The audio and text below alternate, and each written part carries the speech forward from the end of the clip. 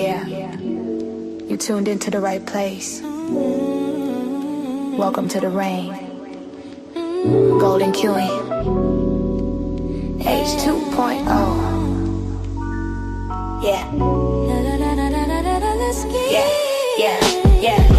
You're looking for a diamond, found a treasure in the rough. Tired of all the noise, cause you finally had enough. I'm here to build a movement on a mission for the nation. Dropping gems of knowledge, killing all the hesitation. We fighting for the truth, yeah, we fighting for what's right. Building unity and shining up a brand new light. It's a variety channel, but the vision's crystal clear. Pushing us all forward, conquering the doubt and fear. Welcome to the Queendom, H 2.0 on your screen, where the content's real and smart and funny in between. This is more than just a stream, it's a platform for the change. Time to elevate the game and rearrange. If you're ready for a vibe that you can feel and trust, joining in the movement is a definite must. This ain't just another channel talking smack behind the screen. It's a spotlight for the creators, building up a better scene. Spreading radical love, that's the message in the code. Helping everybody carry up a heavy load. From social justice issues to the laughter that we need. Planting seeds of progress, watch them grow from just a seed. This is authentic, this is raw, this is everything you saw. Welcome to the battle that is truly being fought. Ooh, so come with your respect and see the real effect. Cause I protect my own right here on the throne. Don't make me envy. Unleash the dragon.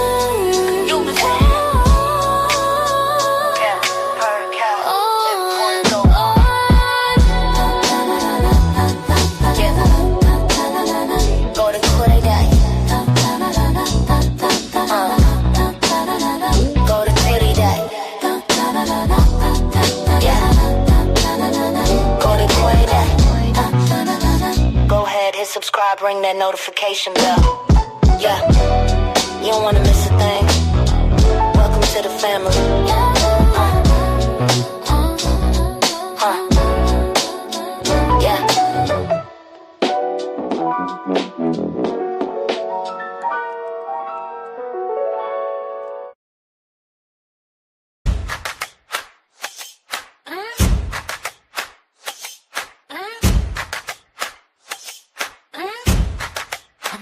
Yeah. They thought we were sleeping. Walk out! Walk out! Walk out!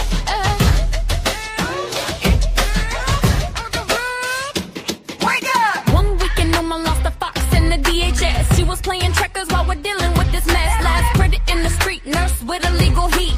Hosted in the holster, but they killed him for the feet. Yeah, the surges hitting cities, call it metro, call it war. They're knocking down the Constitution on the bedroom door.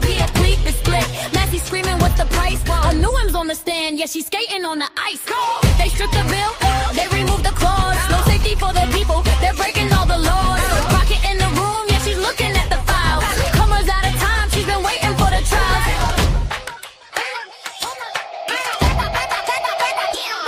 We got boots on the I'm moving through the mist. They want the total surge, we're coming with the fist. Boots on the ground, yeah, the narrative is dead. Trump firing the chiefs while the streets are seeing red.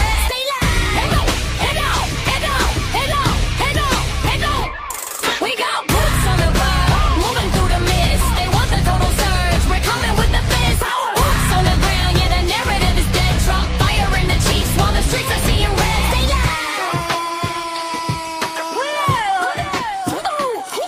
From our FBI senior, yeah, he dropped the bomb. Said bringing home an in is a crisis never calm. He's with the Levovino, yeah, he's heading for the gate. Ellison is smiling while the judge decides the fate. Not credible, they said, yeah, he lied under the oath, trying to occupy the city. Now we're seeing the growth of the resistance, the persistence. Two-way to the left, unlikely alleys fighting back against the state that spawns a death. Listen close, listen close, listen close, listen close. They removed the ban on deporting the citizens. They're current appearing for the bullets in the prisons.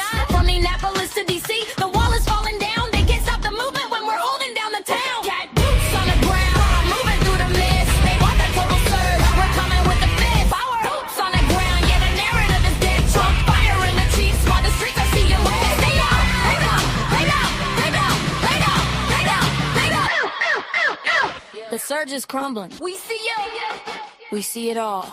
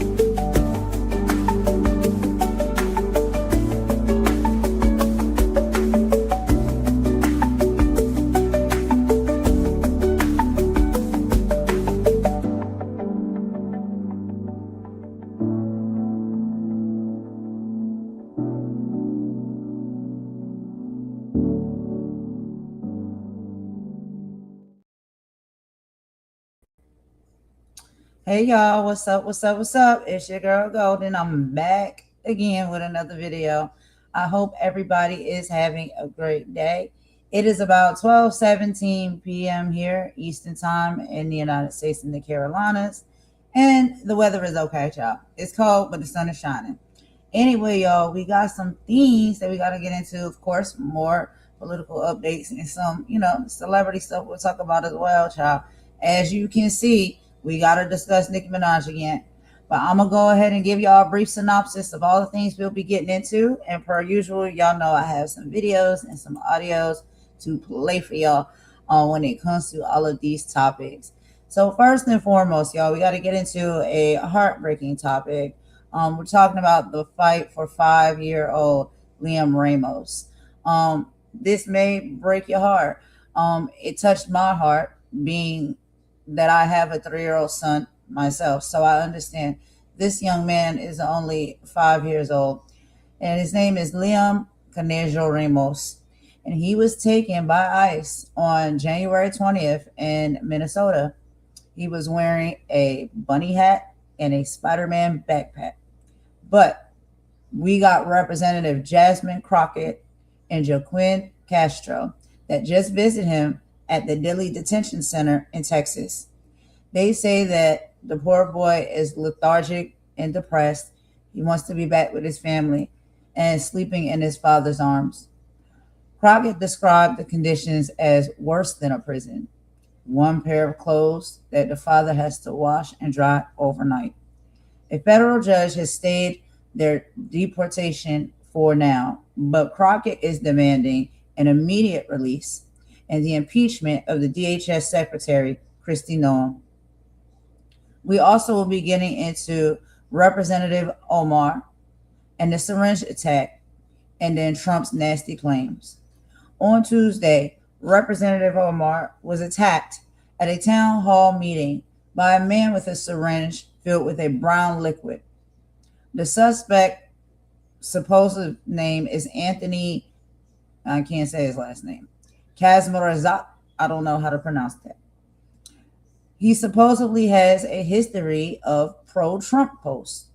President Trump told ABC News that Omar probably had herself sprayed and called her a fraud. Well, guess what? Omar fired back, saying Trump lacks compassion and that his rhetoric makes her death threats skyrocket. She's now suggesting it may be time to discuss the 25th Amendment because of the president's behavior. We're also going to talk more about Operation Metro Surge and the Consulate incident. Minneapolis is officially calling this a federal invasion. There are 3,000 armed masked agents on the streets. Reports have surfaced of ICE agents attempting to enter the Ecuadorean Consulate in Minneapolis, only to be turned away by employees. Attorney General Keith Ellison is suing the federal government, calling these tactics unconstitutional and a violation of the 10th Amendment. He says the surge is about punishing political enemies, not actual immigration enforcement. We will also be speaking a little bit about the deadly actions in Minneapolis and how the Maine sheriff, the sheriff of Maine, the state of Maine, has spoken out. The violence is real. ICU nurse Alex Pretti was, we know, pow 10 times by federal agents only because he was filming them on his phone. This follows the pow-powing of Renee Good earlier this month. While the administration calls them terrorists, video evidence shows Pretti was unarmed with his hands up. Meanwhile, in Maine, Sheriff Kevin Joyce is making headlines. He called ICE tactics, Bush League, after they arrested one of his own recruits. In retaliation, ICE pulled all 50 detainees out of his jail overnight. The sheriff says the book and the movie don't line up.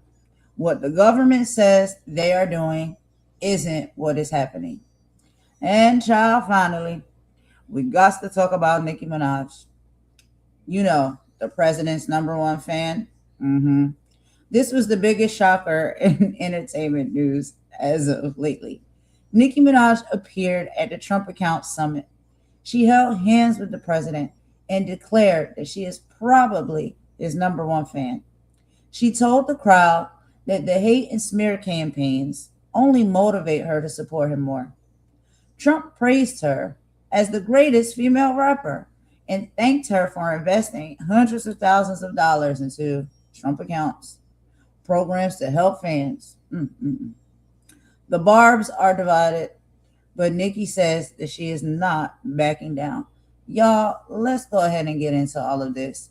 So first on the docket, I'm going to go ahead and play this video for y'all of Jasmine Crockett, which I love so much. And she is fighting hard for little Liam Ramos to be released. And so I'm going to play for y'all real quick a speech that she has. Okay, and I want y'all to really hear what she is saying and the strength and the power that she has in her voice and the determination that she has to really get things done. And you do know that she is running. So we need to support her all that we can, y'all, because she's really a great presentation of, I think, what people in the Congress should be doing, which we know that they don't. But anyway, let's go ahead and get into it, y'all. I don't want to say too much. You know, you got to be careful what you say. I'm going to let the video speak for itself. Let's go ahead and get into it, and I'll meet y'all in the chat.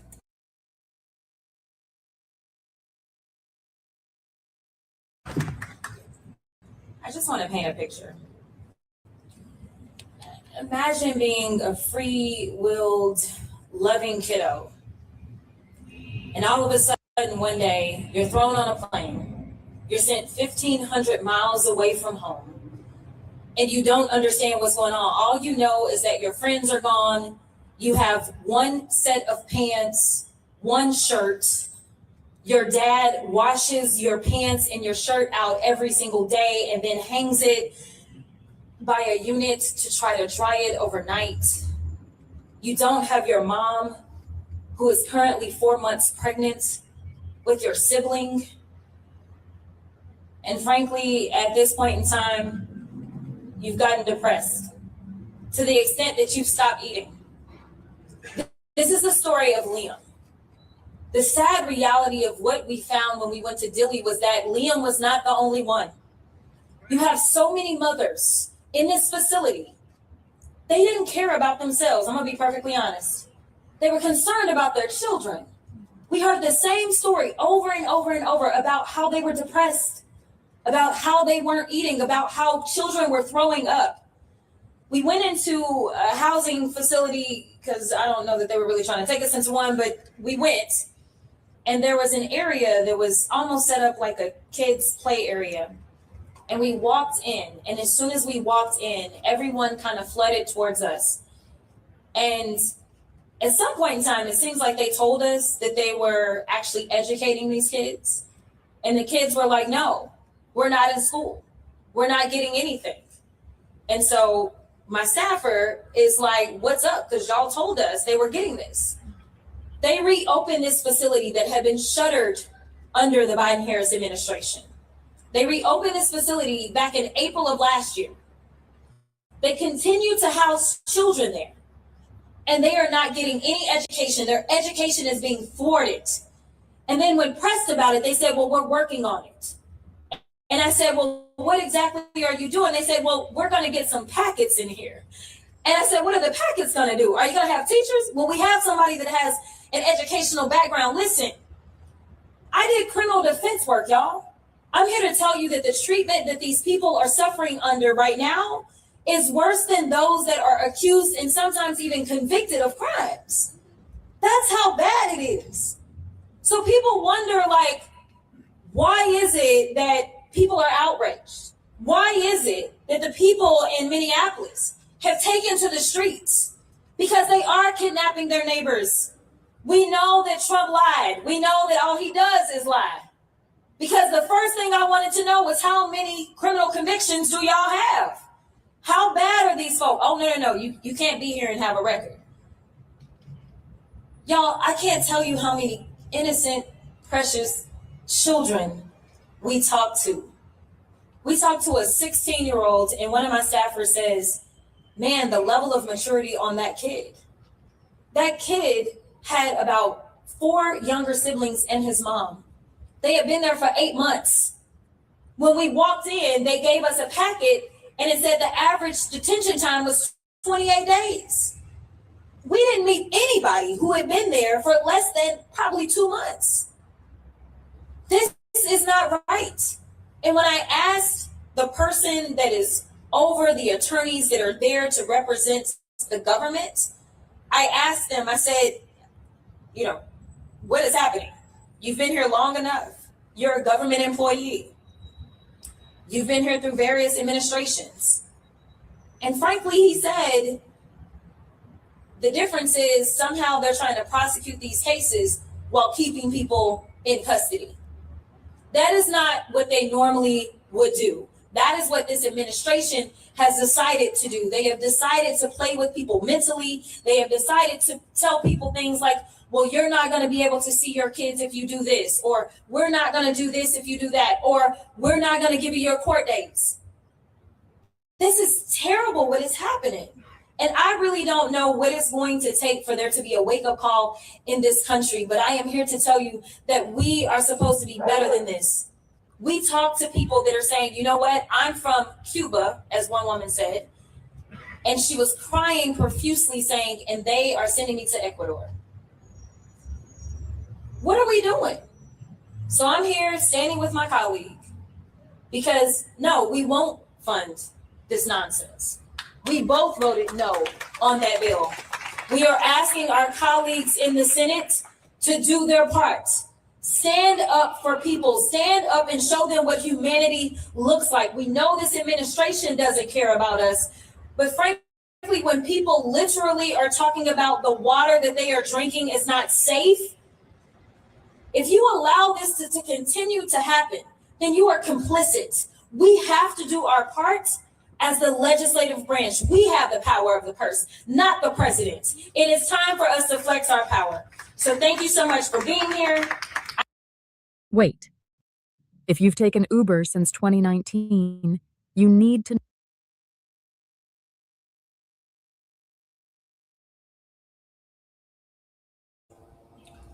All right, y'all. So, that was Jasmine Crockett so elegantly speaking up for what is happening, the truth of what is really happening at these detention centers when children are now being ripped away from their families, from their parents, separated.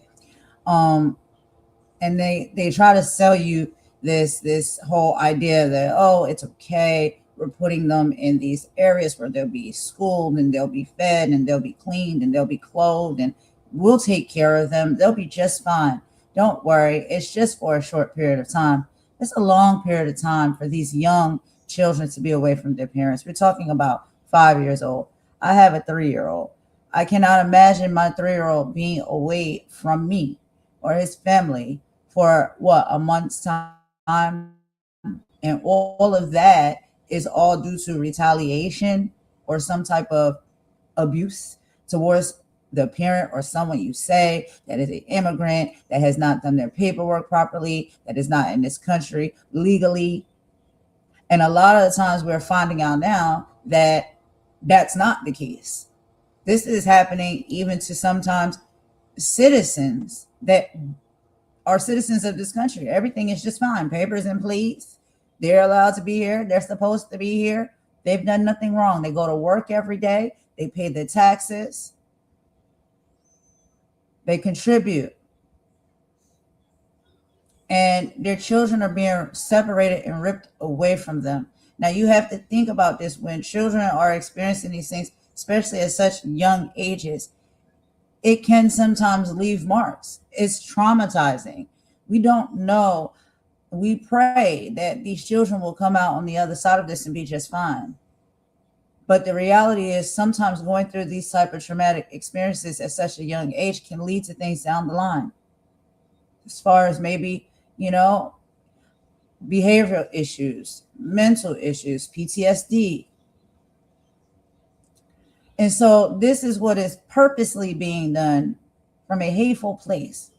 And we are not always, majorly, not getting the true information as how things are going down and what exactly is happening. So I want to salute Jasmine Crockett and, anybody really who is going out there putting boots on the ground to visit these places, take inspections of what's going on, come back and bring that information to the people so we can have the truth and understand how disgusting it is, how nasty what's happening is.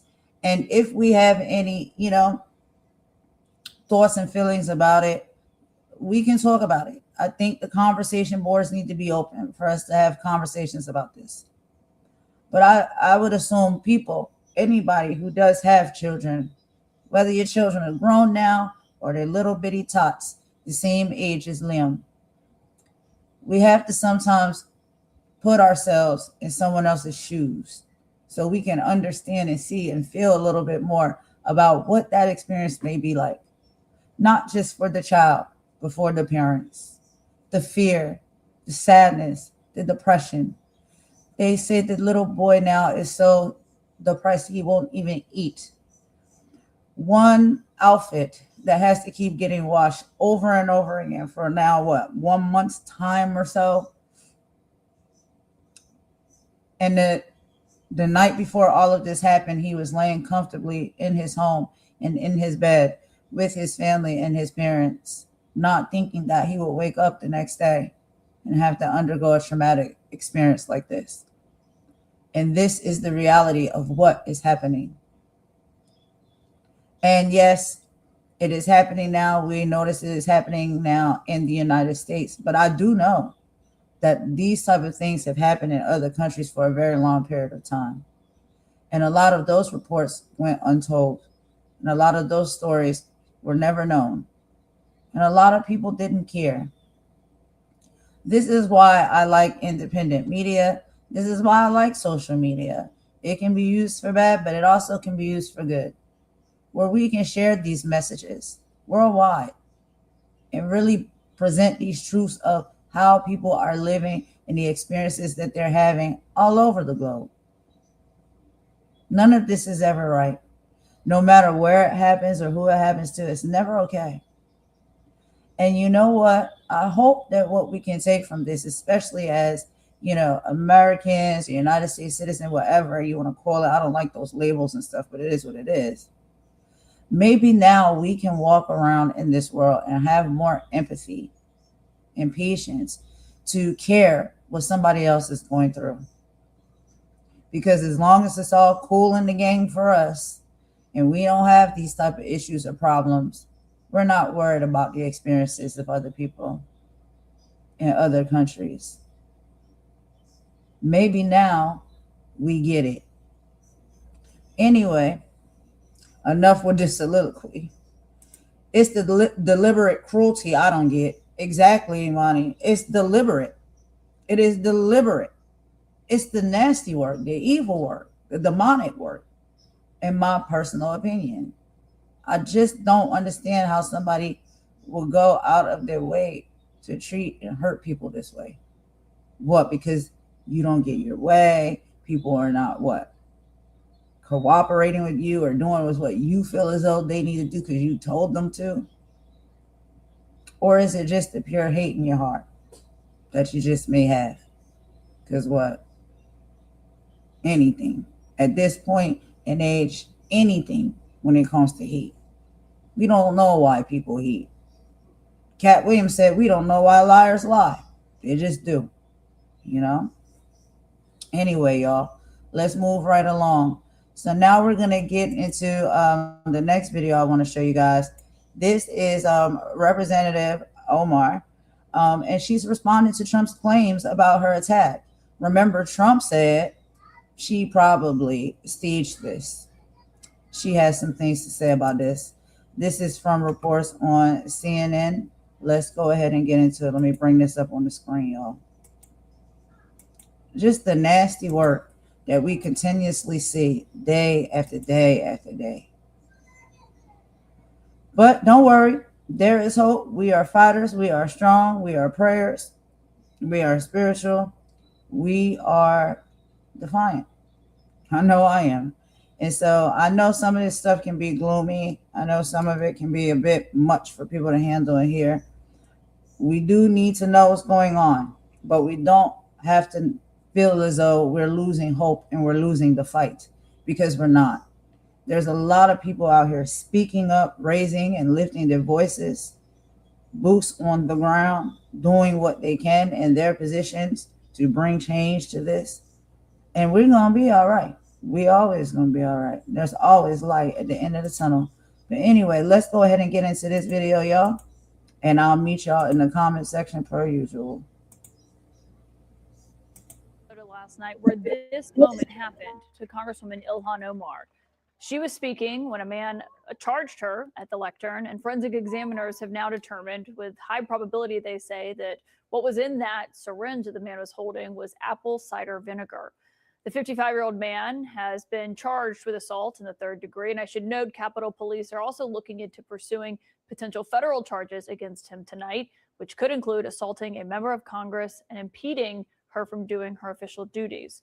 The president, who last night in the hours before this attack had been criticizing the Congresswoman, was asked about it in an interview with ABC News, where he told them that he doesn't think about her and called her a fraud.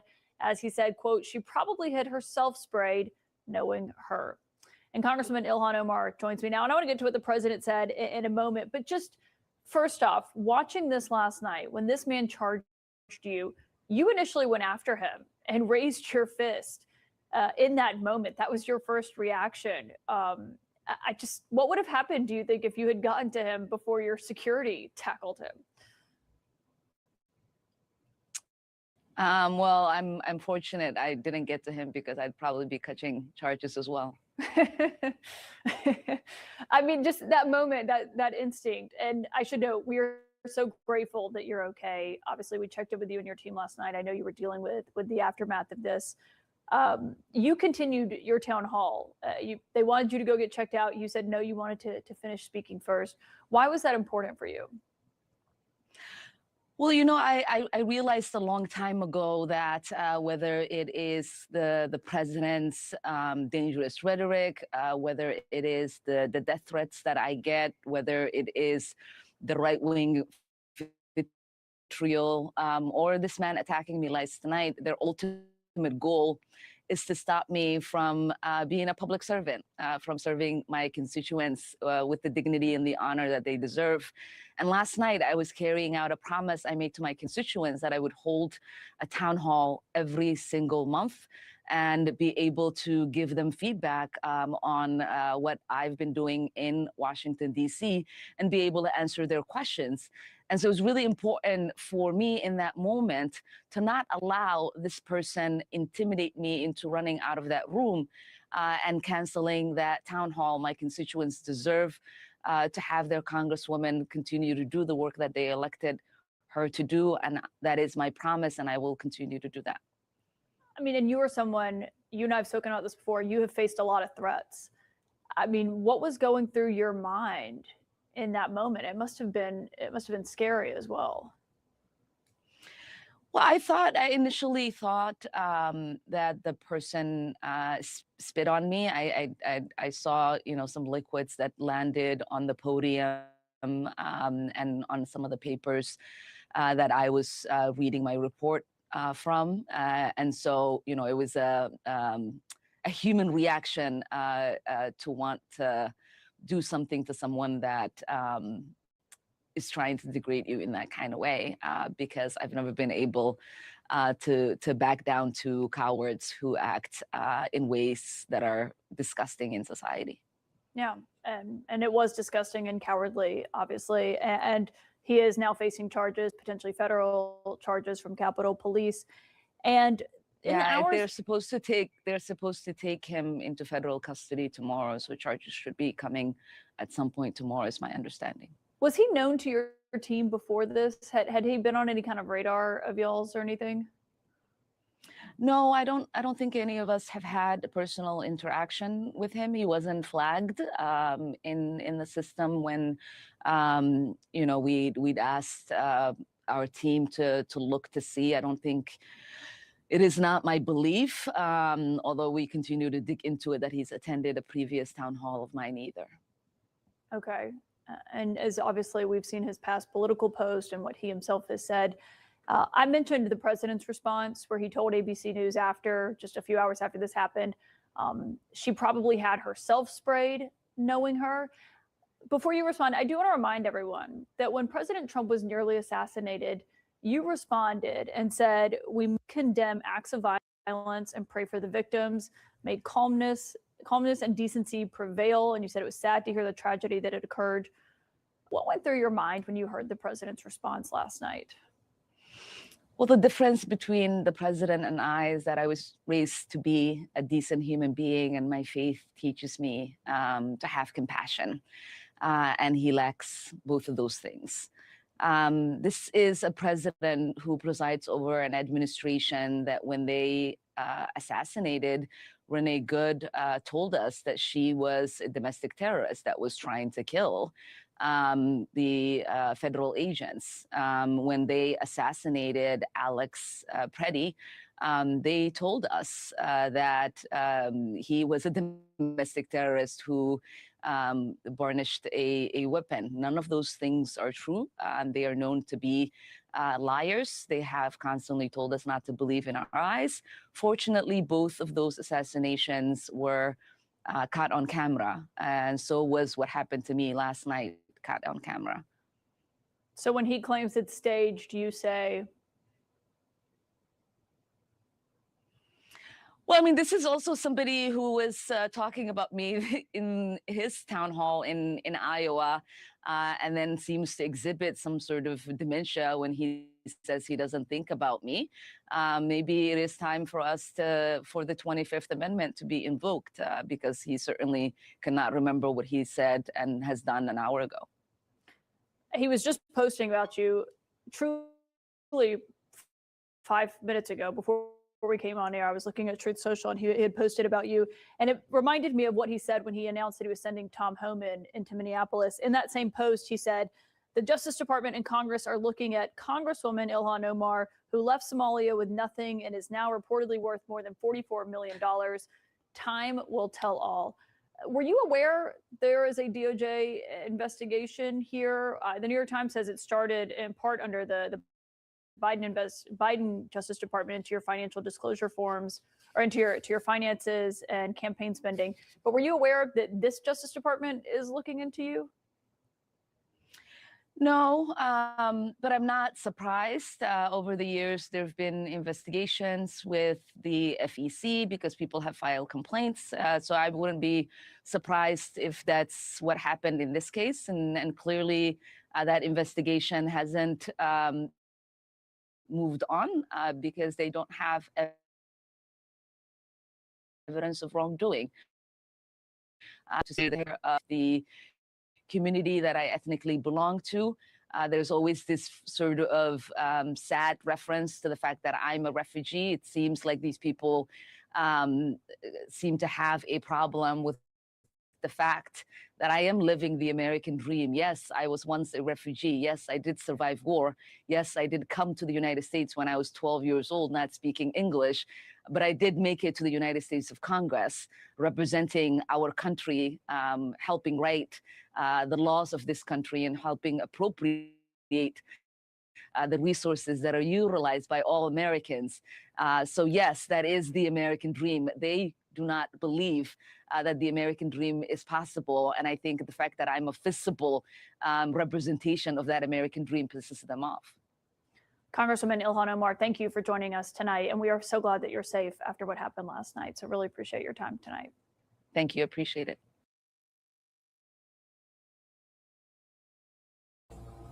All right, y'all. So as we could see in that report and that conversation,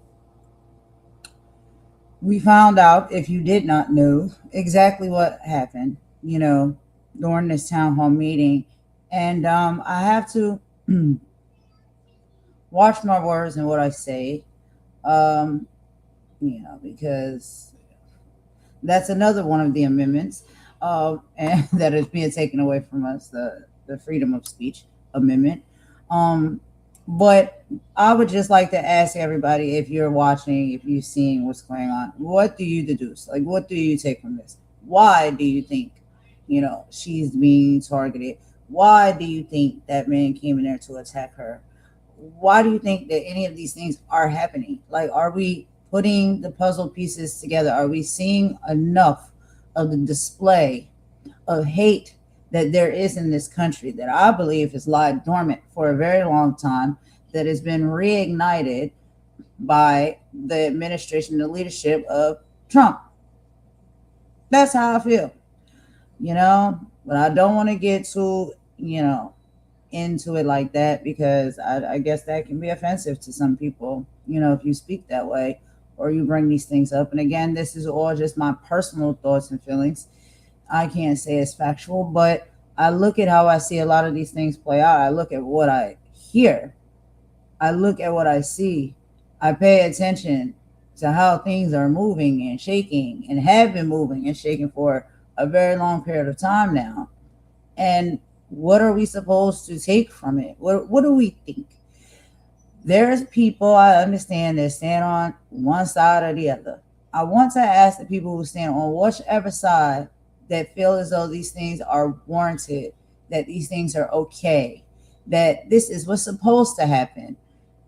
I want to ask these people and have conversation with them for real, because I'm very curious, like, what makes you think that way? It's got to be a deeper reason, a deeper rooted understanding that you have that maybe other people don't have, as to which you can turn the blind eye and say that nothing is wrong. None of these things are wrong. This is okay. This is how a country is supposed to be ran. This is how people are supposed to be treated. I'm confused.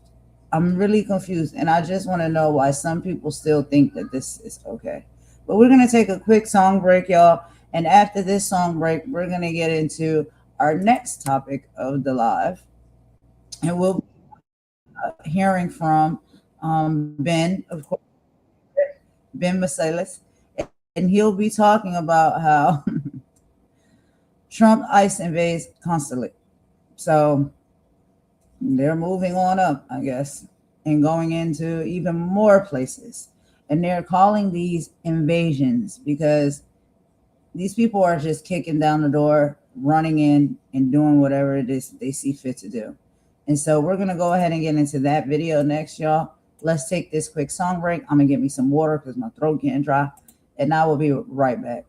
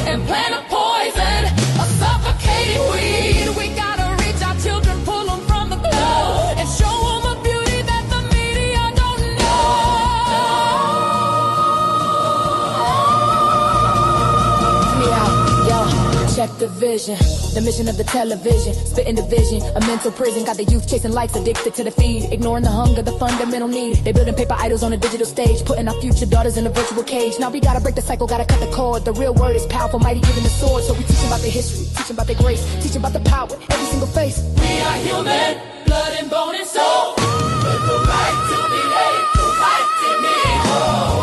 This is our story, this is our sacred song. In the eyes of the Creator is where we all belong. We're human, worth more than they can price. Beyond the hateful whispers and the loaded ties.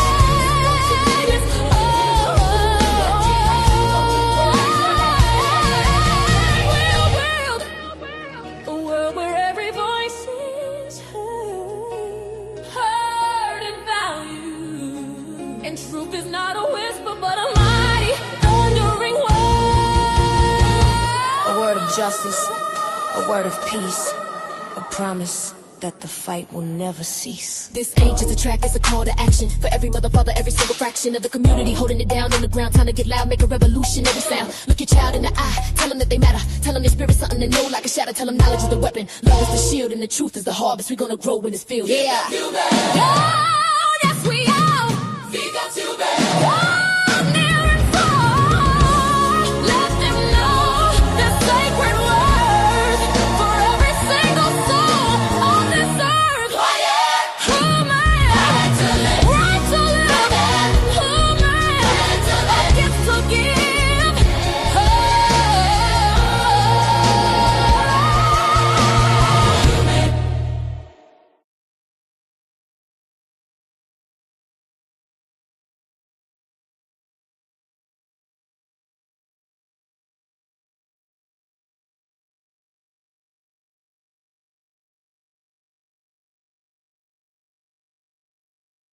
All hell is breaking loose as Donald Trump's ICE Gestapo attempted to invade the Ecuadorean consulate in Minneapolis. This is a massive violation of international law. It violates the Vienna Convention of Consular Relations, 1963, which clearly states that you cannot just go in and invade or break into or try to access a consulate inside your country unless you've been given permission, unless you've been given the right of entry, which these Trump regime ICE Gestapo did not have.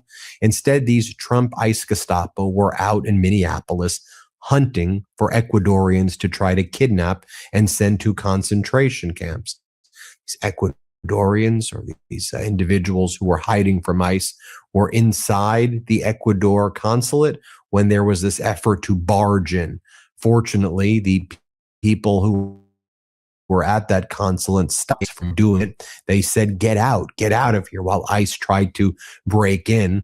And fortunately, ICE left. I'm going to show you the video of it in a moment. Now, this is a massive international crisis. Ecuador has lodged a formal notice of protest against the United States. The U.S. is once again being condemned by the international community for violating clear-cut international law. And even though Greg Bovino has purportedly been removed as the head of Border Patrol, and now Tom Homan has been moved into Minneapolis and Minnesota, the Trump regime is still engaged in these crimes against humanity, these violations of international law, this terroristic conduct. Let me show you what happened as Trump's ICE Gestapo attempted to invade the Ecuadorian consulate. Let's watch this video right here.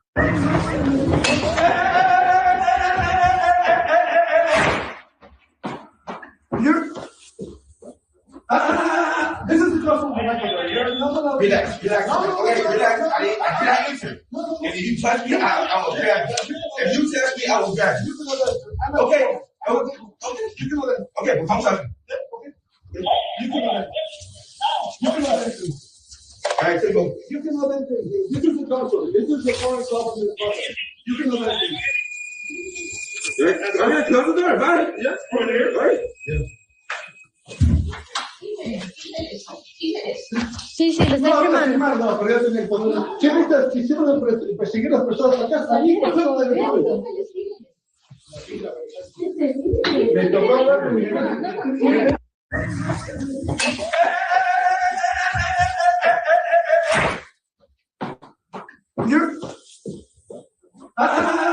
is the customer. Relax, relax. Okay, relax. I cannot enter. If you touch me, I will grab. Now, more crimes against humanity have been documented as well. I want to share this with you. This is leaked video footage from inside an ICE detention center in Baltimore, Maryland. It shows 50 people crammed into a cell with no. All right, y'all. So for this part of the video, y'all see I have my trigger warning up here, but I just wanted to come up and say it verbally that this is an extreme trigger warning. This next part that we're about to watch here. So I just wanted to give y'all that disclaimer. Let's get back to the video. It's very heartbreaking. Beds or bathrooms. We know that the conditions at these detention centers, these concentration camps, are absolutely horrible. I'll show you in a little bit what's been going on at the Dilley Detention Center or concentration camp in Texas, where attorneys who were trying to meet with their clients who have been locked up at that detention center have been prevented from accessing it. Lawmakers, Democratic senators, and House members have been prevented from accessing the Dilley Detention Center. And you could quite literally hear the screams and the crying for help of the people inside the detention center. And when a drone flew above it, these people are dressed like they're in the Squid Games. The migrants are, it is so ghoulish looking. Let me show you what it looked like inside this Baltimore, Maryland detention center at 31 Hopkins Plaza. Let me show you this. Let's play this clip. Miren cómo nos tienen aquí. Miren qué migración que nos tienen. Y gente que estamos legales, gente que no estamos legales, gente que está perdiendo su familia, nos están secuestrando, nos tienen en un depósito aquí en Baltimore, nos tienen en la 31 Hopkins.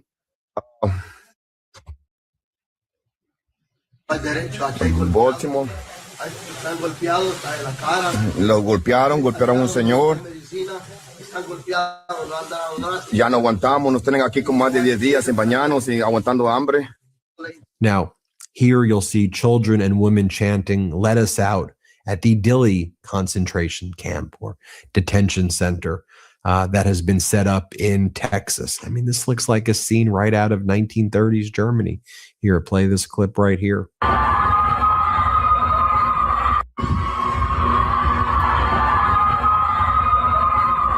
I'll give you another angle of that detention center.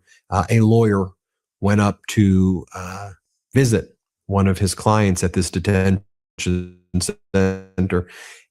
He was not allowed in. You can hear the screams from behind the walls at the detention center. Look at this video.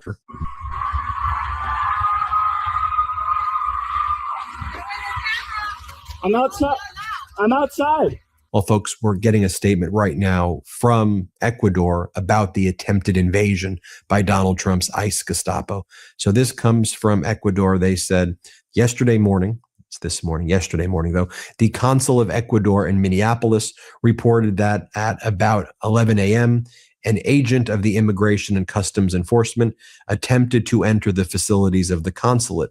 Immediately, the consulate officials prevented the entry of the ICE officer to the consular headquarters, thus ensuring the protection of the Ecuadorians who were in that moment at the consular headquarters and activating the protocols of emergency issued by the Ministry of Foreign Affairs and Human Mobility. Therefore, the Chancellor of the Republic presented immediately a note of protest to the Embassy of the United States in Ecuador so that acts of this nature do not be repeated in any of the consular offices of Ecuador in the United States. I mean, just think of this reprehensible conduct being committed by the United States. We've got footage now from Status Quo, our partners on the ground in Minneapolis. A reminder, subscribe to the Status Quo YouTube page, subscribe to their Substack, and also double check and make sure you're subscribed to the Midas Touch YouTube page as well. You'll see here, this was from a few days ago, but we're just getting this footage now. It's been loaded. You'll see journalists who are out there filming what looks to be like a war zone. I mean, this looks like it's Fallujah or something. And you'll see these Border Patrol Gestapo with their weapons shooting at the journalists, what are called less lethal munition rounds at point blank range, which could kill people, which has caused people to go blind before. Watch what the status quo reporters were able to document. It is so critical that we share this with you. Here, play this clip.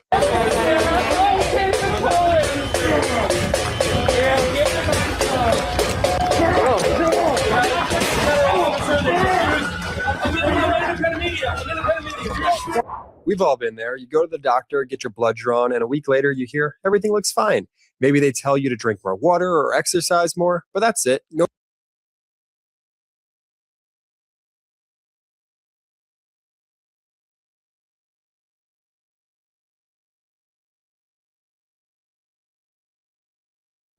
Three days ago, on January 25th, you'll see these Border Patrol Gestapo attacking the status quo reporter, Tina Berg.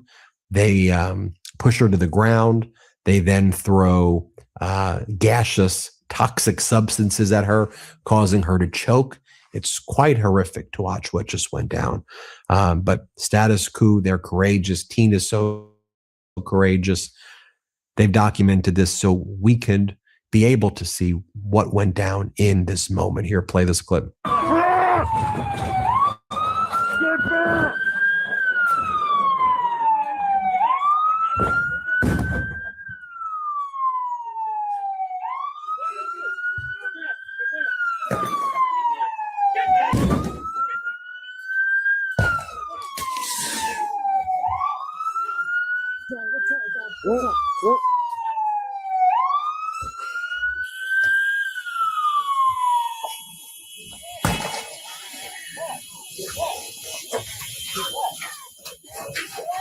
Pluto. Oh, I got it. Come on, get up. I got it. What the fuck is wrong with you, Just go. We go. Go. Get out. I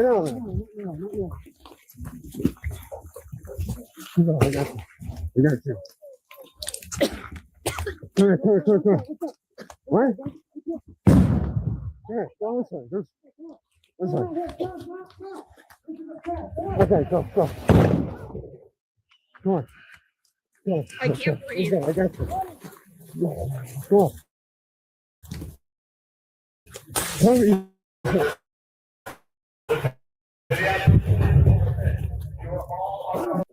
on. Let's get out of here.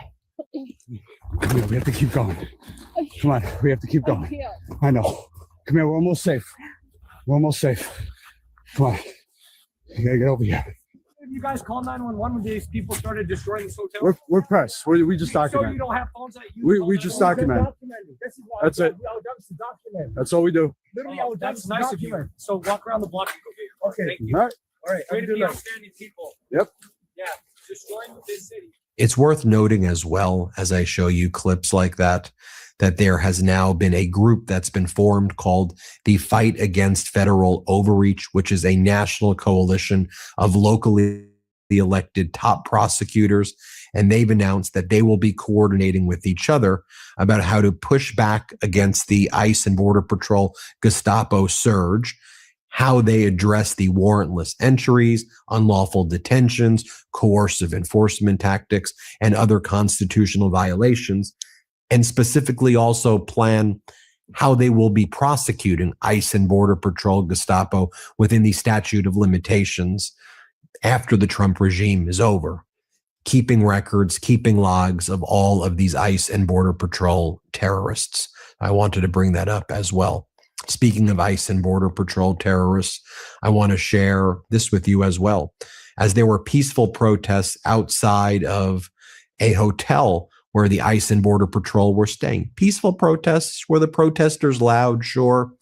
But you'll see these ICE agents going to the window, giving the middle finger to the protesters and exposing themselves to the protesters. Now, we're going to censor out the exposing part, but I want you to watch as this gang, as this group of thugs, ICE and Border Patrol thugs, give the middle finger to the protesters. I want you to think about the just despicable psyche of these people. Here, play this clip.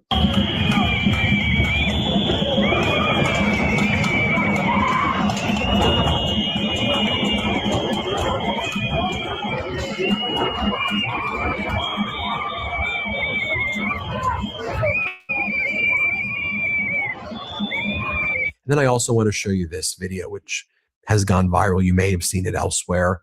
It's an ICE agent telling a legal observer that if he raises his voice, that ICE will erase your voice. Horrible. Here, play this clip. I will tell you this, brother. What? You know, I will tell you this. You raise your voice, I raise your voice. If I raise my voice, you'll erase my... Exactly, yeah. Yeah. Are you serious? You said if I raise my voice, you'll erase my voice? Yeah. Mm-hmm. And finally, to me, this clip really resonated, and I know it will resonate with you. Here's a Minneapolis ICE protester dressed as a walrus, and he says, I was just a nerdy gamer guy. I wasn't political at all. But what transpired here in Minneapolis has made me political, has made me want to do something, has made me want to get involved. Because I want to go back and be a nerdy gamer again, but I had to come out here and help my community. Watch this. I've been working, trying to fight this. I was just a nerdy gamer guy that would like to go back to just playing video games with friends. But until we get the ICE out of Minnesota and hopefully abolished, I'm going to continue fighting because this is ridiculous. And I never thought I'd be a political activist. That's, my parents were well off. And so we didn't have to worry about it being white. You don't have to worry about it being a male. You don't have to worry about it being straight. We didn't have to worry about it. But it's gotten to a point where empathy needs to win over those people on the fence where it's not affecting them now. And we need to do something all together. And I think that's what's so big about this moment right now in Minnesota is we're showing up. Everybody is showing up. No matter where we're from. Right. So we spoke with Congressman Ro Khanna yesterday. One of the things that he told us is that he is going to introduce a bill to defund ICE. What are your thoughts on that? Needs to happen faster, but I appreciate the step forward. It feels like our government is way too slow right now, hence why we're out in the streets yelling for change. And the faster we can shut ICE down with the legal processes, I think the faster we can rebuild. And I'm hoping for that track for our government here, because right now we're veering off the rails. Trump's ignoring all the legal court orders. His department, everything he's doing is showing he does not care about the rules. And we need some of our politicians to start fighting back, taking their gloves off as well. Stop worrying about who's going to vote for them. Stop worrying about their constituents, trying to get those moderate voters. We need to see action and passion from our leaders. There you have it, folks. Let me know what you think. Hit subscribe. Let's get to 6 million. And thanks for watching. Thanks for watching. Be sure to add the Midas Touch podcast on Apple Podcasts, Spotify, or wherever you get your podcasts for new updates every single day.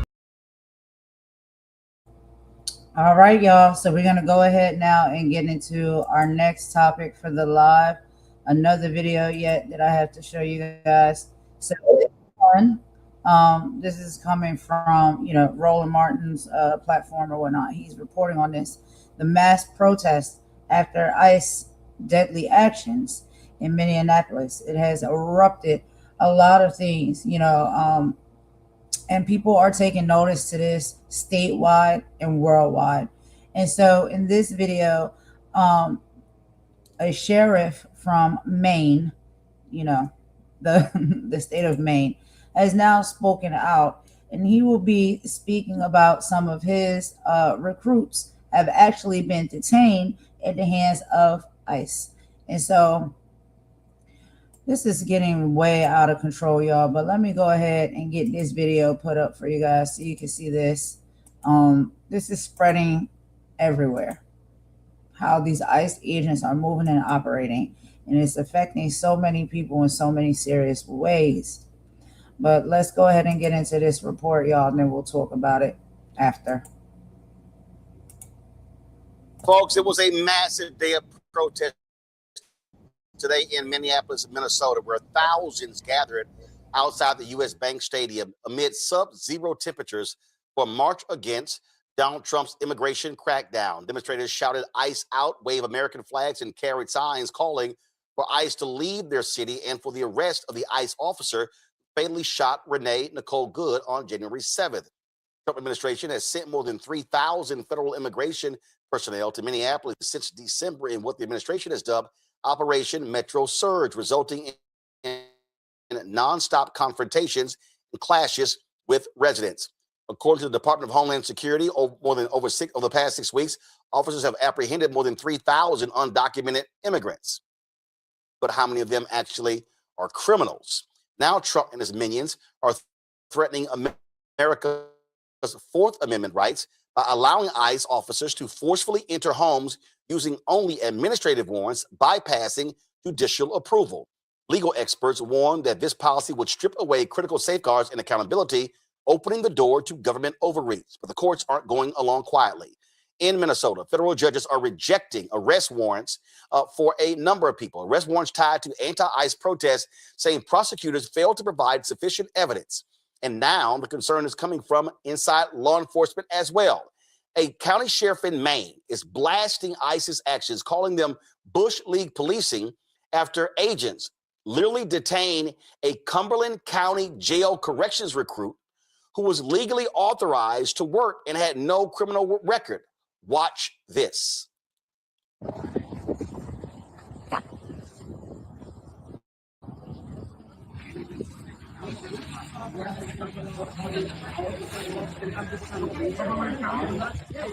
Can you call them to confirm?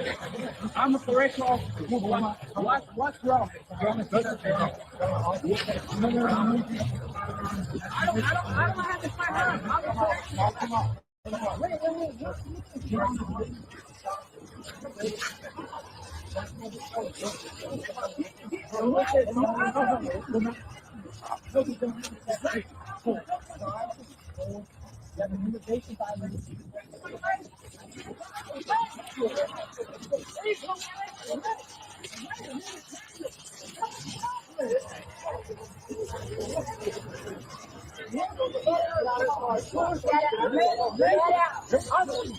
a correctional officer at work in Cumberland County. What's wrong?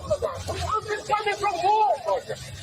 What's wrong, guys? I don't understand this. I don't have any of my license. Coming from war. My uniform is right there. No, you're disgracing you, man. There's the commission's over there. My uniform is right there. What's wrong?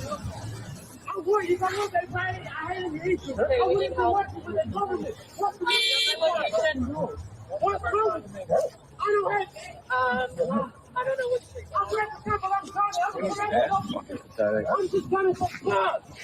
Oh my God. He's got a job, so they can't have that. Can't have productive members of society. Oh my God.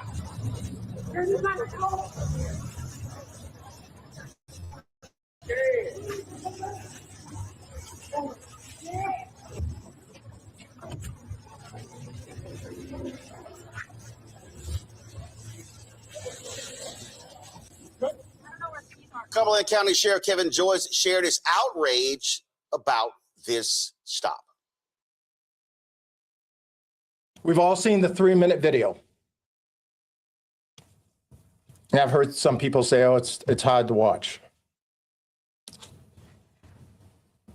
What was hard is that there were 5 to 7 ICE agents there. In my world, my colleagues, we've arrested some dangerous people on the back roads of Cumberland County with 3 or less deputies. Yet this was a show of force, a show of whatever they were trying to do with 7 people. What's even more disturbing is the comment made by the witness that videotaped this encounter, who said that in the 3 minutes they got out, they pulled a guy from the car, handcuffed him, put him in the car. They all took off, leaving his car with the windows down, the lights on, unsecure, and unoccupied. They left it right on the side of the street. Folks, that's Bush League policing. Again, in my world, you wait for a wrecker. You wait for somebody to come pick it up that the individual wants. Or you get permission to drive the vehicle into a public parking spot and you lock it up and you give the person their car keys. You don't leave their personal belongings unsecure along the streets of the city of Portland. It's not fair to the guy that owns the car. It's surely not fair to the Portland police. Folks, the recruit was hired in February of 2000. First hired in February, and is authorized. First, he was authorized to work in the U.S. through 2029. And to understand what these people are doing, they even at one point a protester was filming them, and an ICE agent said, "We're now going to put you in a domestic terrorist database." Here's what people have to understand: these people are going after everyone, and they absolutely are being given full authority, full immunity, especially by Stephen Miller and others. And so this is what we have to understand that these people are engaged in. The actions that they are engaged in makes no sense whatsoever.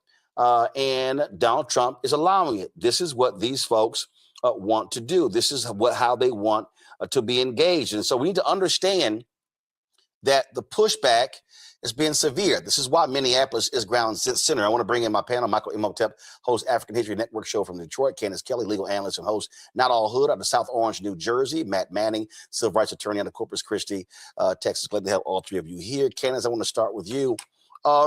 These thugs do not care about the law, because the thug in chief doesn't care about the law. Stephen Miller doesn't care about the law. J.D. Vance doesn't care about the law.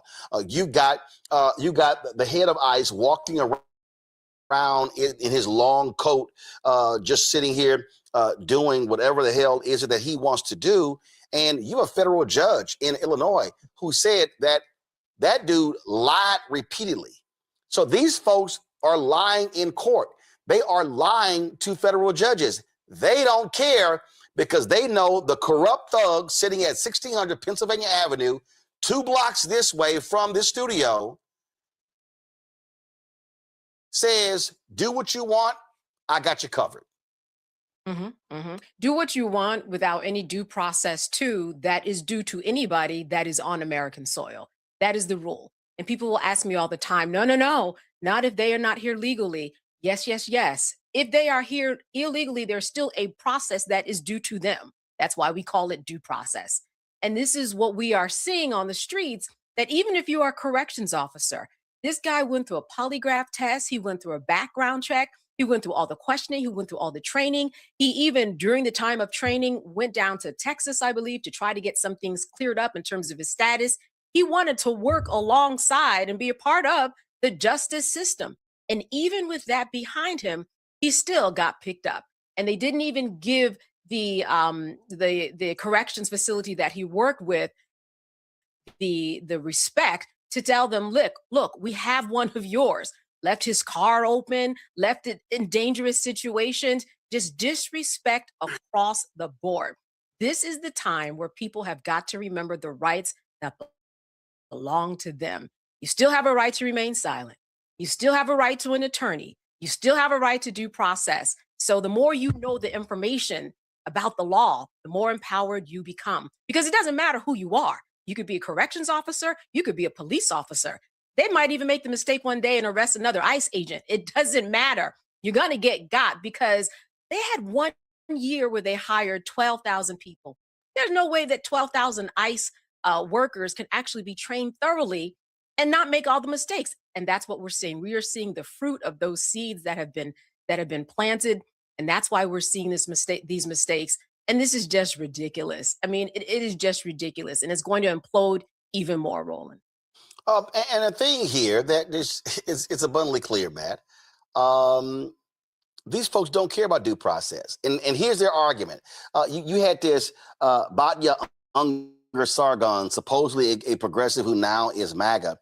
And I'm gonna try to find the clip. This idiot was debating Bakari Sellos, who's an actual lawyer, she's nothing more than an opinion columnist, saying that, oh no, due process is only for American citizens. She's a liar. Yeah, it's not. I mean, Candace hit the nail on the head. It is not only for American citizens. And, I mean, there's a due process that's due to you in the immigration courts. I mean, that's kind of one of the things they're trying to hide behind now, at least in a couple of the stories that have been reported over the time of the ICE increase in administrative, arrests and things, is that they've had a number of people who had already gone through a process and a judge had determined that they needed to be removed. That is part and parcel with the idea of having due process. And I think we may be talking about it a little bit later, but I think the thing that every American absolutely needs to be terrified about, literally afraid about, is that ICE has an internal policy memo saying that they can go into your house with an administrative warrant and not a judicial warrant. And let me explain why that is so terrifying. Because generally what you need, at least in the federal system or on the comparable state system, you need a judge to determine that there is probable cause for law enforcement to make entry to your home to search it or to otherwise arrest you, right? But these administrative warrants are issued by people who work for the Department of Justice. And I know they're calling them immigration judges, right? But they really are Department of Justice employees, from my understanding.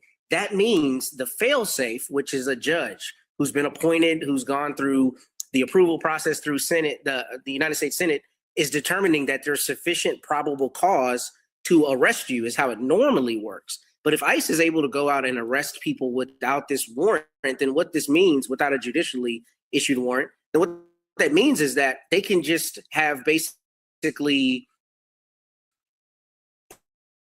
an insufficient legal basis upon which to claim we get that man.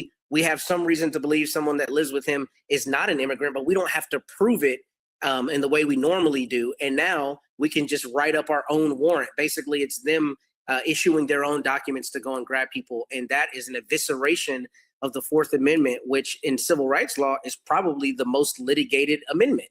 It's the one most of the time that people are filing lawsuits behind. So, this arrest and many of the other arrests are obviously very problematic, but it is a bedrock watershed, fundamental evisceration of democracy issue if a judge is no longer the one determining whether there's probable cause, because that allows them to come into your house anytime that they want, and they don't have to answer to someone for doing so. This is, before I go to Michael, this conversation.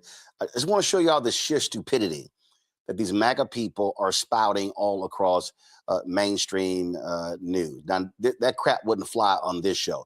I wouldn't even let her get this crap out of her mouth for 10 seconds.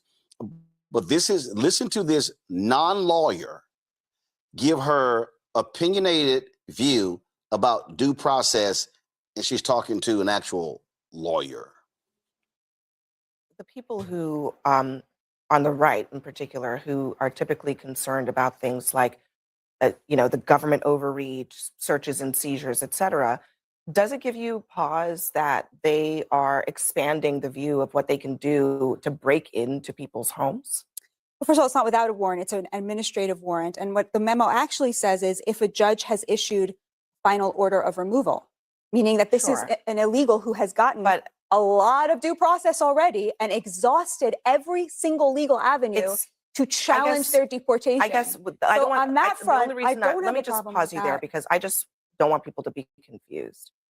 The administrative warrant is not a warrant that a judge sees. Typically in the United States, in order for authorities to break into your home without your permission, they need a judge to see it and to say you can enter because you're looking for something. Right, because citizens have constitutional rights. But that man, for example, that we just played the video of, he might have lived in that house, but that house also resided other American citizens. So again, where are the people on the right who are typically concerned about constitutional rights? Are you not at all worried about constitutional rights for that American they can just break into your home? we have different standards of what due process is owed to an Well, let me American give you an- citizen let me- and what okay. is owed to a Well, non-citizen. what about this And we should scenario? all support that. What we about should this all scenario? want a higher level What of due about an process and American- constitutional rights that what are about a guaranteed to home us as that is American owned- citizens, not to But hold on, illegals, hold because on. it's supposed to mean something on. to be an But American. hold on. But Bati There is are a lot of wrong. problems with Yep. that. I mean, there are constitutional rights that, like, just basic constitutional rights that don't change based on whether you're a citizen. Yeah. Thank you very much. So that comment right there are constitutional rights that we have as human beings that doesn't depend on you being a citizen or not. And then we hear this other woman here is talking about it's supposed to mean something to be an American. What does it actually mean to be an American? Does it make it very different? Are Americans supposed to be different from anyone else that lives in this big, beautiful world that God created? Americans are supposed to be more than or something different or better than. I didn't like that comment, but I absolutely agree with the comment that our constitutional rights as human beings is not based off of whether we're a citizen of a country anywhere, whether it's the United States or any other country. Your rights that you have as a human being, they are attached to you and they follow you despite where you live. You can be in the woods in a tent. You can be under a bridge, which some people do live under bridges because they're homeless. But we'll get into that conversation and save that for another day. We're not talking about that. Nobody wants to talk about that. But it's this fact that your rights and humanity can be taken away from you because of what? You're not a citizen somewhere. And let's be clear, a citizen of the United States in America, that's the only citizen that matters or means something or holds some type of rank above others. It sounds very hateful the way these people speak. I don't know what y'all think. Y'all let me know. Y'all know sometimes I can go in a little bit too much, but I listen, and when I hear, and I read between the lines of what's being said, it is giving like this nuance of like supremacy. And when we're talking about supremacy, well, we know what race seems and acts and has always put themselves to be the supreme ones. That's why it's called white supremacy. But the supremacy of now, you are a citizen of America. That's the top best thing to be. And unless you're that, you don't have any human rights. Is that what we're saying here? Is that what the argument is? Is that what all of this is happening for? I can't really fully understand. I'm picking up what they're putting down, but it makes no sense. That's why I'm saying I don't understand. Not because I'm confused and I'm not bright enough to get it. I just don't understand where y'all coming from with this. Why y'all doing this? And what is it at the core that you really think and you really feel? Well, we kind of know. And if you know, you know. That's all I'm going to say. We see history repeating itself. And we know because we have looked into our real true history, not just the history that we learn in school, child, and the history books that they put in there for us to read that has mixed history, false history. We know the real history of this country. And we know how some of these people, not all, at the core, really feel and what they want this country to look like. When we're talking about make America great again, what do you think they really mean by that? Ask yourselves, honestly, make America great again with talking points and rhetorics and actually putting things in place to make things run how they used to in the 1800s and the 1900s. And we know what this country looked like and how it was operating in the 1800s and 1900s, and even prior to that. We know what it was. But when we call these things out, it's just like they get mad at you for calling it what it is. You gotta call a thing a thing. And this thing is a nasty thing, but it's not a thing that we are not familiar with. We know what it is. We know exactly what the goal is. And every turn, every choice, every story, every report that we see proves this is exactly what they want. That's just my little 2 cents on that, y'all. But let's keep going because there's more conversation they're going to have. And you'll see. You'll see. And they really convince themselves to believe that these things that they're saying make sense and are warranted to say. I can't. I just can't. But you're wrong, Batia, because No, they have a right to due process, but that standard is much lower. No. than what counts as due process. You're wrong. The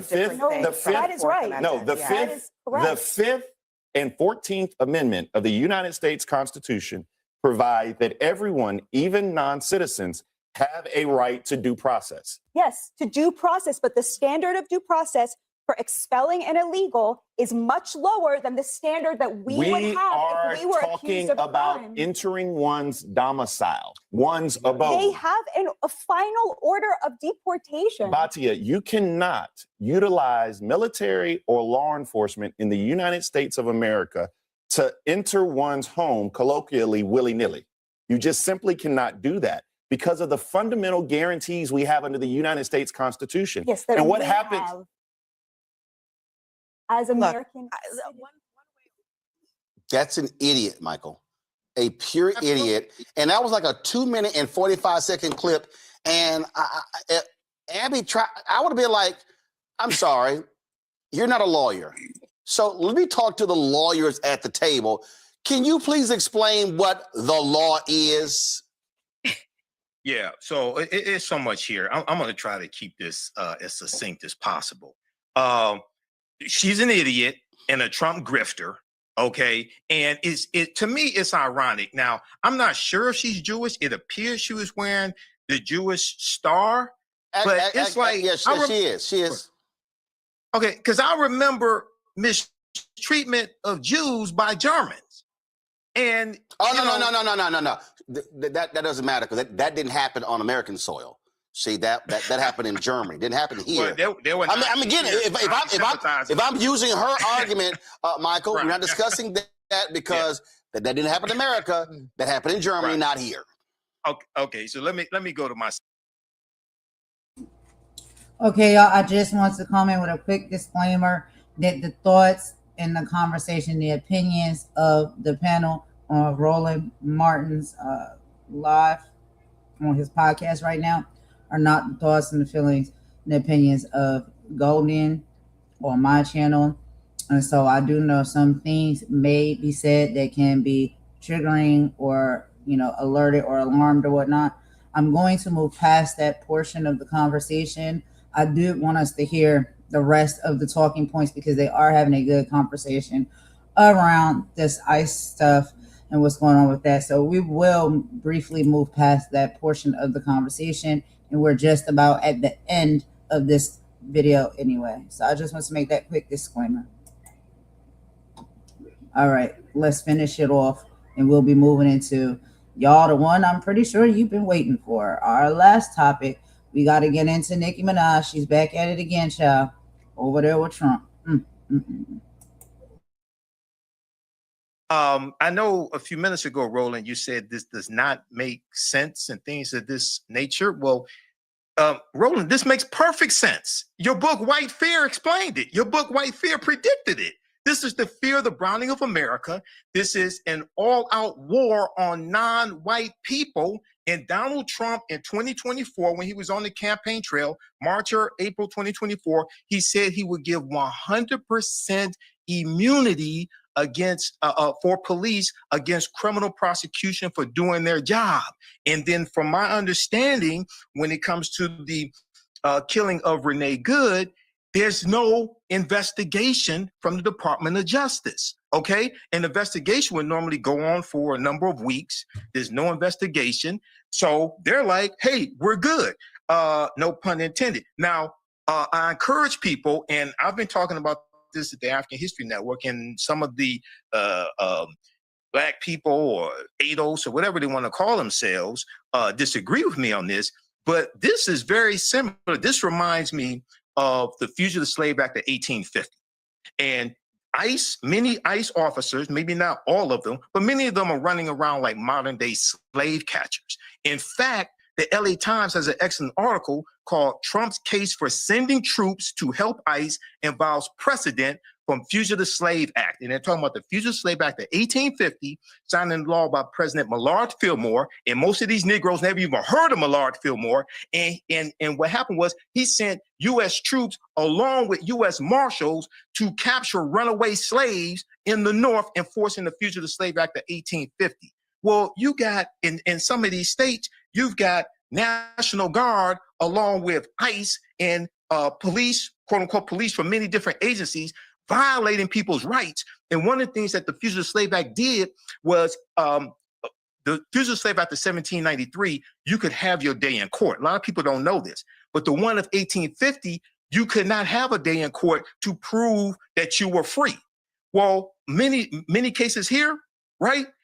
They're not being able to have their day in court like they should. They're being snatched also outside of the court when they're trying to show up for their proper hearings and things of this nature. So this, unfortunately, this makes perfect sense. And we predicted this, Roland. This is all laid out in Project 2025.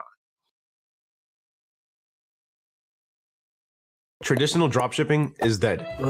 What we need to do is register with AutoDS, the quickest, easiest, newest, and best of all, cheapest way to get started dropshipping. Now, to get started with this, the first thing we need to do is, of course, sign up with AutoDS. And then I'm going to click on Add Store down here. And then we're going to choose the Build with AI. And then AI is going to start to build a store for us. AutoDS is not only going to give us our AI pre-built store in our specified niche, it's also going to give us a few winning products to go along with that store and providing us a lot of extra tools. It's just so much easier. Really, it's the new way of dropshipping. It's the new way to get started testing out what works for you in dropshipping. You can get started right now for just $1 for the next 2 weeks. Go ahead and create 4 different stores, whether it be in the same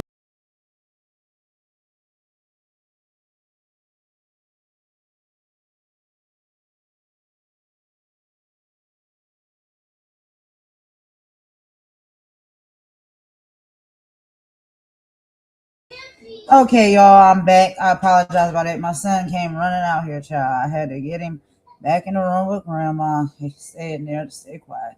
But anyway, so that was a great conversation in panel, I believe, that they were talking about. And as you can see, the nuance and the difference between the conversation. And I hate to point out the clear facts. It was certain individuals that were just, I think, seeing it through a different lens. And sometimes it's just like, we understand that we all are not going to see things the same way. We all are not going to experience things the same way. We're all not going to understand things the same way. And I think that's what makes the most difficulty when it comes to things like this, you know, that we're witnessing right now, is because there are different people. We're all different, right? And we see it differently. We experience it differently. We could be on the other side of it, right? One side or the other. And there is a big portion of us that are on the same page, despite our race, our background, our experiences, how we were raised, where we live. All of those things tie into and really put together sometimes our thought patterns, right? When it comes to us taking a stance on something, or how we see something, or how we bear witness to something. All of that has influence on these things. And so I do understand that there's some of us out here that see it very differently and argue against it tooth and nail, because we really believe, like, the way we see it and the way we think, the way we feel and the way we experience these things, we believe that our side and our thoughts and our feelings and our opinions are the true ones. And the other side is like, they're not getting it. It goes like that back and forth, like a ping pong game. And I don't know how we combat that. Like, I don't know how we fix that. I can't be sure. I don't know if it ever can be fixed. But we are making progress because there is a lot of us that are on the same page when it comes to, and I'm telling you again, yes, it boils down to humanity, human rights, us as humans. Like I said multiple times before, despite your skin tone, despite your race or your ethnic background or heritage, your religious or spiritual belief, your sexual preference or gender identity, despite all of those things, at the very core, it is about being human, human rights. They put these laws into place for us to have them, to utilize them for these exact purposes, to keep us safe, to keep us alive, to keep things, it's supposed to be to keep things also in some ways fair. But we know for a long period of time historically that despite those rights and amendments and all of the things, that it's always been manipulated and twisted and dipped. And so we know that things, despite them being in place, have been sometimes coming out unfair, sometimes coming out horrific endings, you know. And now what we are seeing in 2026 is, you know, almost a repeat of what we have seen historically in the past. That these rights and these amendments that are in place for each and every human being and individual, despite whether you're a citizen or you're a resident or you're an immigrant, they get manipulated, they get overlooked, they get ignored, and things happen that are not supposed to happen, that are going against your rights.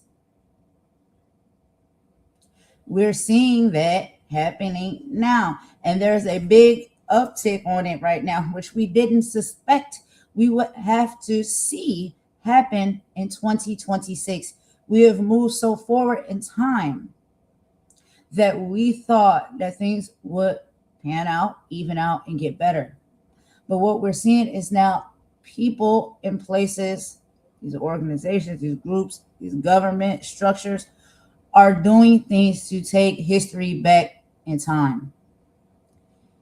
Going back to when it was even more unfair, it was even more dangerous for people based off of, we already know, I mean, it's the elephant in the room, hate, race, religion, gender, all of the things, okay? It's not like we have not been here before. We have not seen this before. Our ancestors, our grandmothers, our great-grandmothers, our grandfathers sat around at the fireplace or sat around in their reclining chairs and tell us these stories about the civil rights movement and Jim Crow and all of these type of things. So we see it is going backwards and it's sticking for now.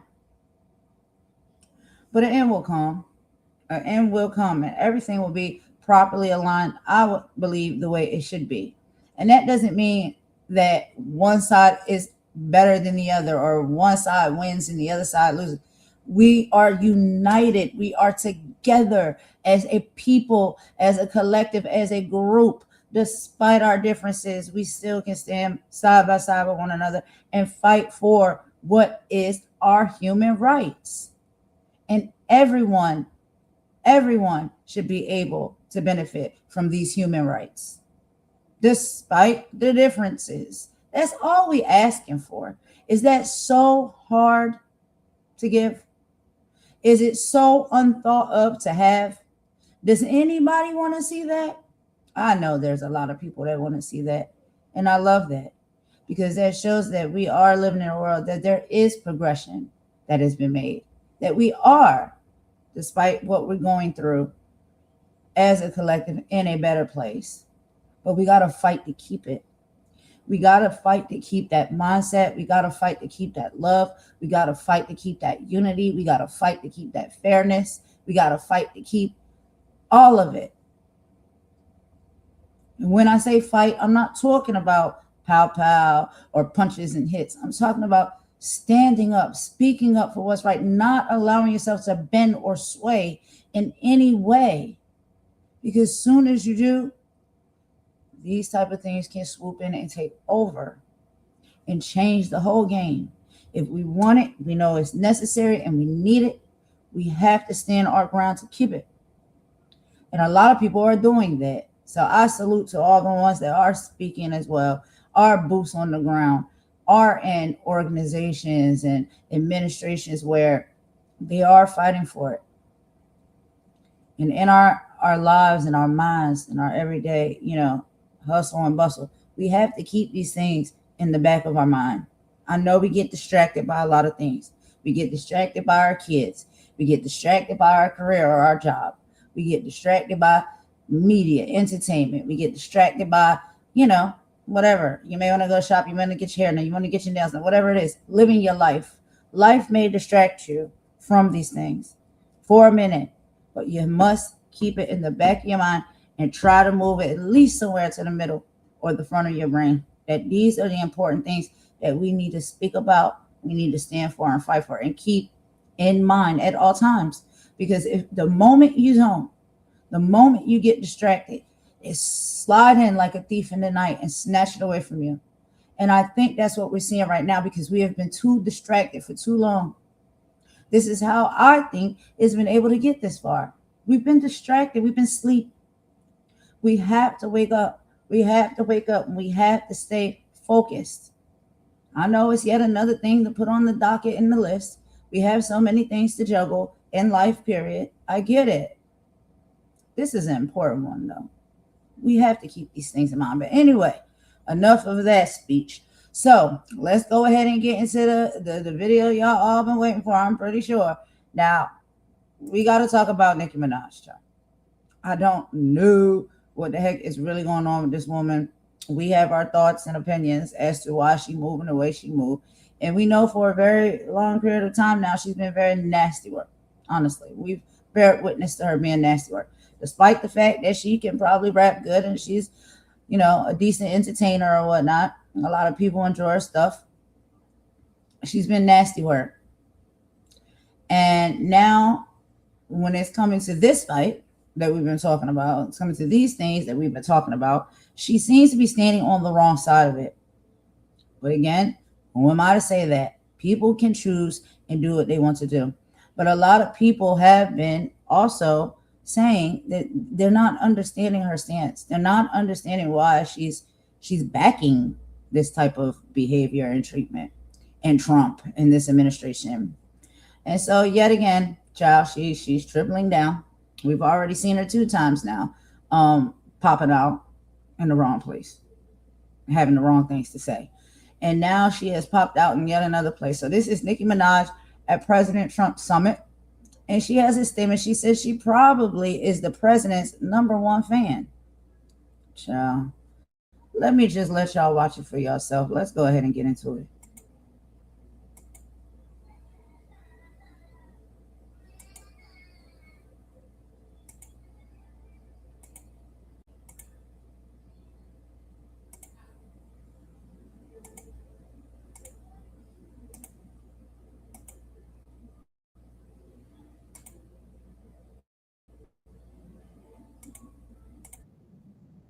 She went crazy when she heard that this was. I want to go. She happens to be in the wrong state right now for that. But when she heard that there's a certain person that's here who's the greatest and most successful female rapper in history, Nicki Minaj. Come on, and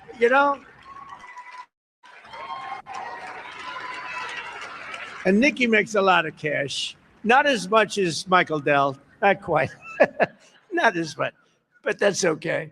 But Nicki makes a lot of money and she's generously stepping up. She's investing hundreds of thousands of dollars in Trump accounts to support the children and really the children of her incredible fans. That's great. Focus on that. Why should you give to somebody else's fans? Give to your fans. I like that. But, and I just think she's great. I've been hearing so much over the years because I didn't know Nicki, and I've been hearing over the years she's a big Trump supporter or a Trump fan, and she took a little heat on occasion. Her community isn't necessarily, I tell you, we did pretty damn well with that, as we say. But Nicki has been an unbelievable supporter. She gets more, she gets so good. But I'd like to ask you to come up, Nikki. Come on up. Come on. She's been such a great supporter and a great supporter of Trump accounts.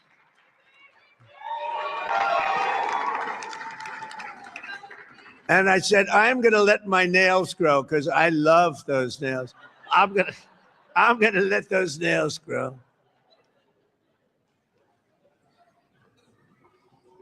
She's so good.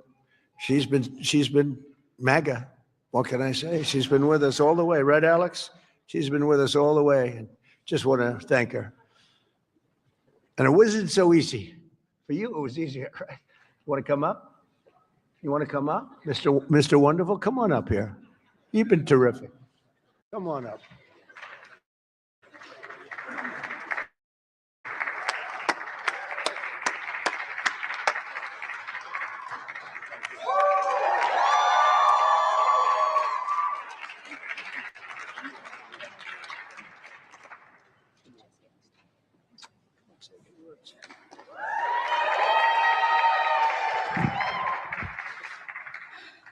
Hello. Well, I don't know what to say, but I will say that I am probably the president's #1 fan. And that's not going to change. And the hate or what people have to say, it does not affect me at all. It actually motivates me to support him more. And it's going to motivate all of us to support him more. We're not going to let them get away with bullying him and, the smear campaigns. It's not going to work, okay?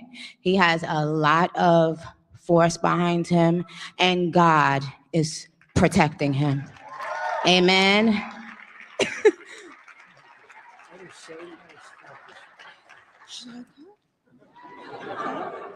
Okay. Thank you. Thank you. Stay right here. On behalf of all the entrepreneurs in America, I'd like to thank you, Mr. President, because we create 72% of the jobs. Companies 5 to 500 employees, and all we care about is policy.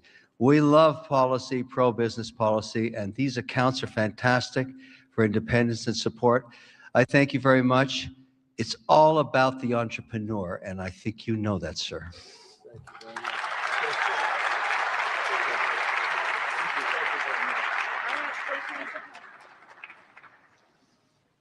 Well, that was great.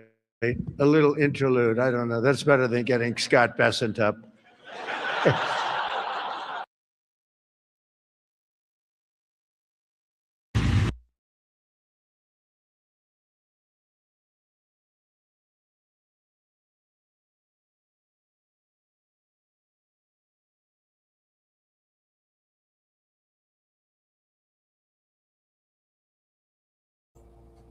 Okay, y'all. So that was the video, that I wanted to show y'all. That is what happened. I really have. I'm lost for words. I don't get it. I don't understand it. But I do. I have an audio though that I want to play for y'all. So listen to this real quick. We'll wrap this up very shortly, y'all. That's the last video I had to play. But I want to play this audio for y'all, and then we'll play our exit bop song, and then I'll be back later because I got a few more topics we'll be talking about as well. But I want y'all to listen to this real quick. It's dangerous in a civic sense, not because Nicki Minaj has no right to an opinion, she absolutely does, but because of how influence works in a mass media democracy. Nicki Minaj is not a U.S. citizen, so she cannot vote and is not subject to the direct consequences of U.S. policy in the same way as the people her audience is made up of. Yet, she commands tens of millions of followers, many of them young, politically disengaged or marginalized. When someone with that reach endorses a political figure like Trump, it can bypass informed consent. Fans often trust celebrities emotionally, not analytically. An endorsement can function as a shortcut. If Nicki supports him, he must be good. without any engagement with the policies that affect healthcare, immigration, policing, reproductive rights, or civil liberties. Amplify policies that don't impact her personally. Trump's platform includes hardline immigration measures, mass deportations, expanded executive power, and rollbacks of civil rights protections. These land most heavily on immigrants, Muslims, Black communities, women, and LGBTQ+ people, many of whom make up Nicki's fan base. She can promote the figure. They live with the fallout. Normalize authoritarian rhetoric globally. U.S. politics doesn't stay in the U.S.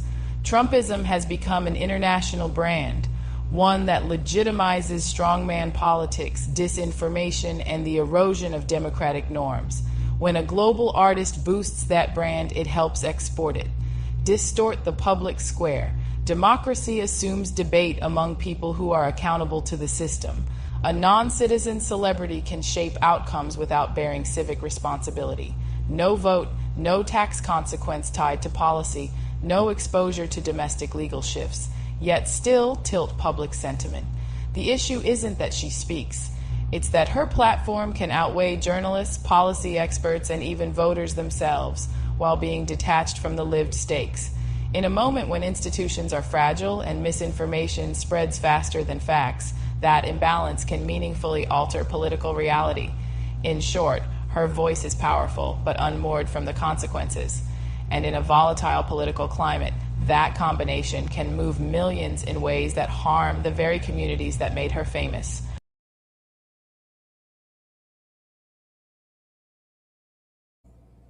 Okay, y'all. So y'all heard that. You know, this is one of the biggest issues that we've been experiencing, and we are going to continue, I guess, to experience when it comes to these role models in the forms of rappers, singers, actors, actresses, all of those things, right?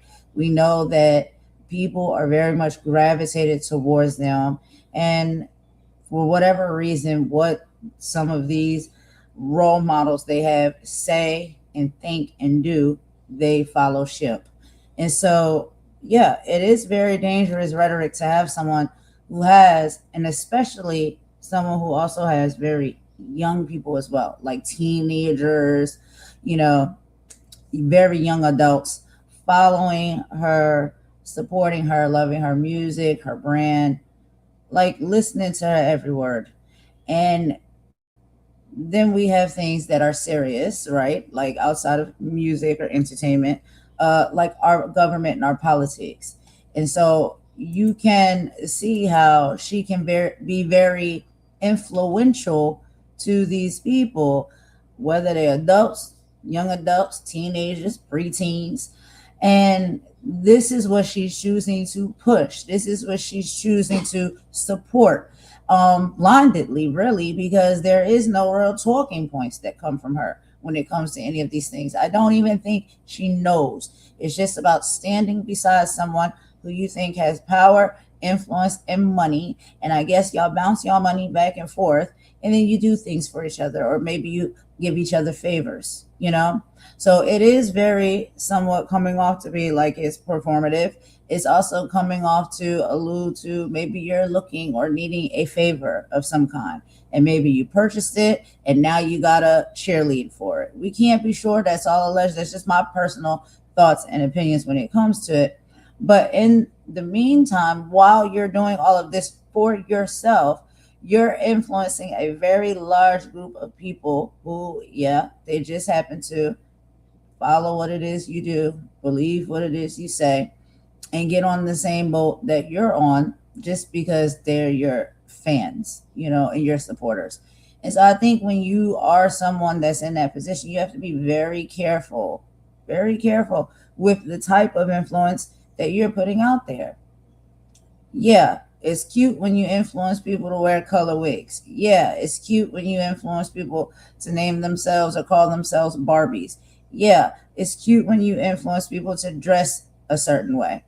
But when we're talking about serious matters such as political stands, choices, and views, I don't think it's fair for you to be such big of an influencer and not take it seriously enough. Like, she takes it very serious. We're not hearing her speak on any prevalent issues that is happening within the government structure, or within the country. I have not heard her speak on how ICE, is just out here basically moving like mercenaries, and they're just taking people out left and right, busting through people's doors, hurting and harming them, separating people from their young itty bitty children, which she has a young itty bitty child as well. So you would think you would care about those things or speak about those things, but maybe not, child. We don't know. But it just goes to show, like, what is important to you? What do you want to have conversations about? What do you want to speak up and talk about and share with your fans? If you know, or if you're in the in crowd and you get to sit around the table, wouldn't you want to pass down some of that information to your fans, your followers, and your supporters that put all of the money in your pocket that you've been getting for years now? Or you don't care about their well-being, just your own? So that type of stuff is what make people like sit back and question, like, what are you doing this for? Why? I don't know, y'all. I don't know. But anyway, we're going to go ahead and end it here, y'all. And we right under the 2-hour mark, so that's good. So I'm gonna end it with a bop per usual. And later on this evening, I'll be back with another live, y'all. We got some more things we got to get into and talk about. Thank you so much for participating in the live. If you come in the chat, or even if you was just watching from the bush and listen, if you share, or if you're watching while you're cleaning, doing chores, however it is, if you are showing support to the lives in the channel, I really appreciate it. Thank you very much.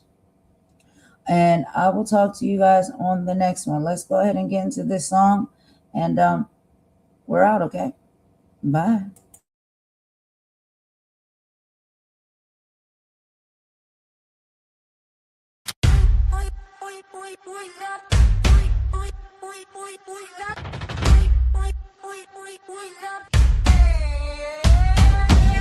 They're watching the clock, but we're watching the gate.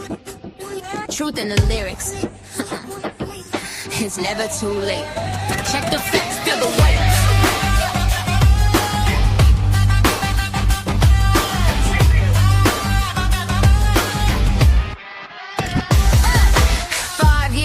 With the Spider-Man pack, stolen from his home, no way to get back. Liam in the cell, yeah, the air's getting thin. Lethargic in his father's arms, pale in his skin.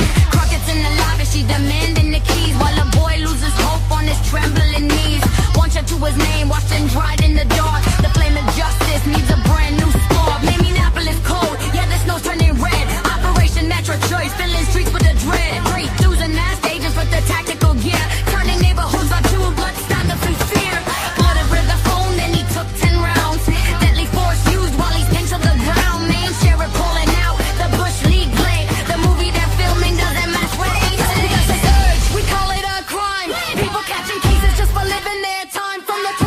Streets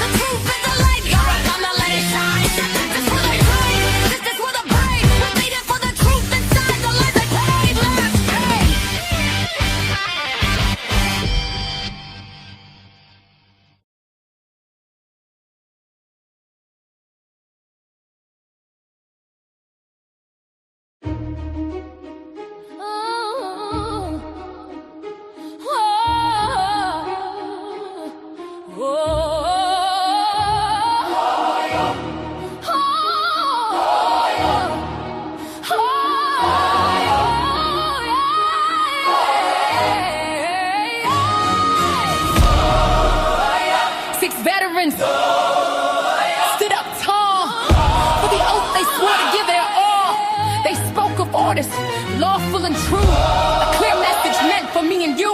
But the air grew cold and the line was crossed.